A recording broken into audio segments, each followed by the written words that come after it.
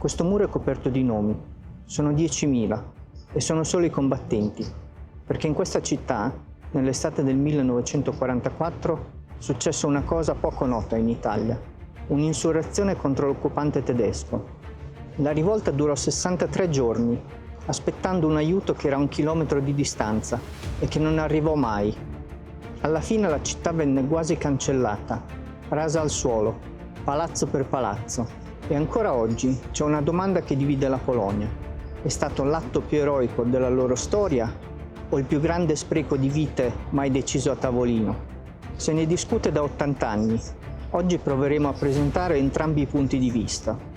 Varsavia, durante la Seconda Guerra Mondiale, non si è ribellata una volta, ma ben due. La prima fu nel 1943, l'insurrezione del ghetto. Gli ebrei di Varsavia, rinchiusi, affamati, condannati alla deportazione verso i campi di sterminio, decisero di morire combattendo invece che in un treno. Resistettero quasi un mese. Il ghetto fu raso al suolo. La seconda fu un anno dopo, nell'agosto del 1944, ed è quella di cui parliamo oggi, l'insurrezione di Varsavia.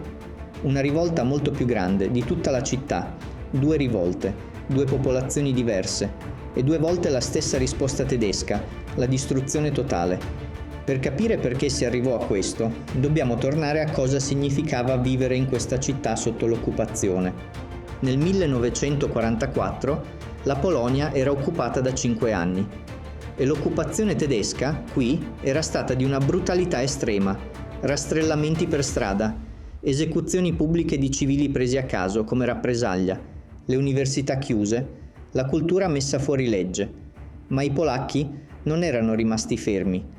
Avevano costruito qualcosa di unico, uno Stato clandestino, un governo segreto, tribunali segreti, scuole segrete e un esercito sotterraneo, l'Armia Krajowa, l'esercito nazionale, centinaia di migliaia di uomini e donne, fedeli al governo polacco in esilio a Londra. Nell'estate del 1944 2 cose si muovono insieme. Da est avanza l'Armata Rossa Sovietica. I tedeschi arretrano, in rotta. Da Varsavia si sente già il rombo dell'artiglieria russa. E qui nasce il calcolo. L'Armia Krajowa vuole liberare Varsavia da sola, con le proprie forze, prima che arrivino i sovietici. Per una ragione politica precisa: presentarsi al mondo come padroni a casa propria. Perché tutti sapevano che, dopo i tedeschi, sarebbe arrivato Stalin. E Stalin, di una Polonia libera, non voleva sentir parlare. Insorgere, quindi, non era solo combattere i tedeschi, era una scommessa politica sul futuro del paese. 1 agosto 1944, ore 17 in punto. I polacchi la chiamano Godzina W, l'ora W, l'ora dell'insurrezione. In tutta la città, nello stesso momento, migliaia di giovani escono allo scoperto, si legano al braccio una fascia bianca e rossa, i colori della Polonia. Spesso è l'unica cosa che li distingue da un civile. Non hanno divise, molti non hanno nemmeno un'arma vera. Si stima che gli insorti fossero tra i 40 e i 50.000, ma con armi solo per 1 su 10, contro un nemico equipaggiato, addestrato, con carri armati e aviazione. Eppure, nei primi giorni, funziona. Cogliendo i tedeschi di sorpresa, gli insorti conquistano interi quartieri del centro. Su un grattacielo, il Prudential, l'edificio più alto della città, issano la bandiera polacca. Per la prima volta in 5 anni, su Varsavia sventola il bianco e rosso.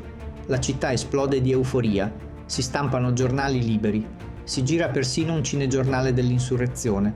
Per qualche giorno sembra l'inizio della libertà, ma è un'illusione che durerà pochissimo. Voglio fermarmi su una storia che quasi nessuno conosce, perché spiega meglio di tutto cosa fu davvero questa insurrezione. Con i quartieri tagliati in 2 dai combattimenti, le famiglie si ritrovarono divise. Una madre da una parte della strada, i figli dall'altra, separati da una linea del fronte che attraversava la città. Come far arrivare una notizia, una lettera, dall'altra parte? La risposta furono i bambini.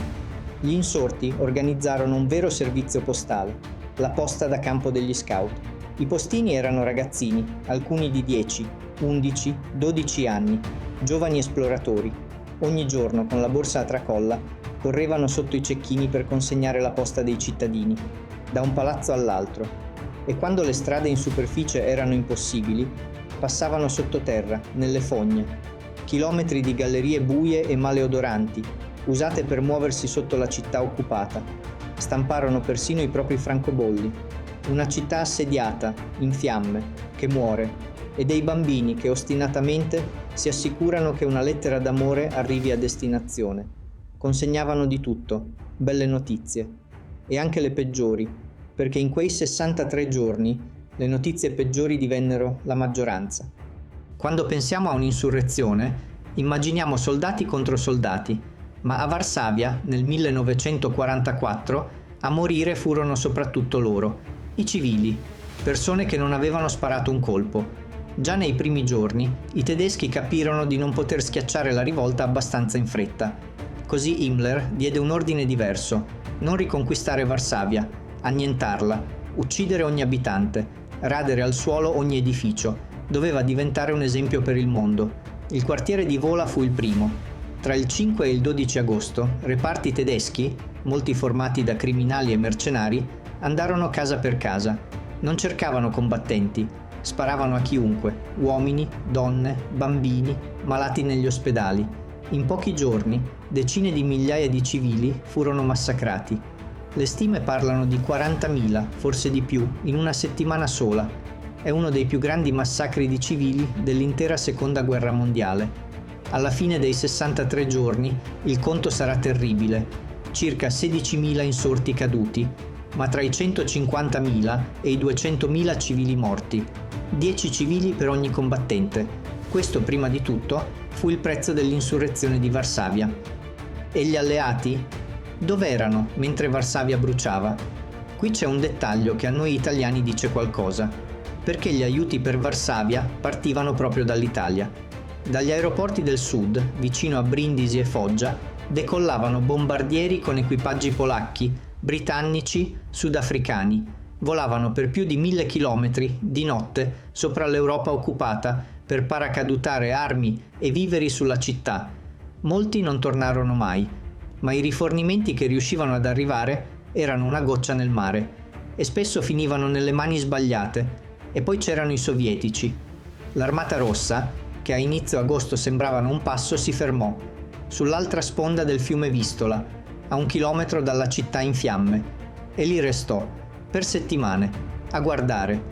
Stalin rifiutò persino di far atterrare gli aerei alleati sui propri aeroporti per i rifornimenti. Per molti storici la spiegazione è cinica ma semplice. A Stalin conveniva che i tedeschi distruggessero l'armi a Craiova al posto suo. Quei combattenti erano fedeli a Londra, non a Mosca. Erano la futura opposizione a un'occupazione comunista. Lasciarli morire significava trovarsi, dopo, una Polonia senza resistenza. Varsavia, di fatto, fu lasciata morire, da amici e da nemici insieme. Il 2 ottobre 1944, dopo 63 giorni, l'armia Craiova si arrende. I tedeschi riconoscono agli insorti lo status di soldati, vanno nei campi di prigionia, non fucilati sul posto. Ma per i civili sopravvissuti comincia un altro incubo. L'intera popolazione di Varsavia, più di 500.000 di persone, viene cacciata dalla città, smistata in un campo di transito e da lì ai lavori forzati, ai campi di concentramento. E poi Hitler dà l'ordine finale. Varsavia non deve essere ricostruita, deve sparire dalle mappe. Squadre speciali tedesche entrano nella città ormai vuota, strada per strada, con esplosivi e lanciafiamme. Bruciano le biblioteche, fanno saltare i palazzi, le chiese, i monumenti, metodicamente, per mesi. Quando la guerra finisce, circa l'85% di Varsavia non esiste più. Una capitale europea, una delle più belle, ridotta a un mare di macerie a perdita d'occhio. Quello che vedi oggi camminando per il centro storico, i palazzi colorati, quasi tutto è stato ricostruito dopo, pietra su pietra, copiando vecchie fotografie e dipinti.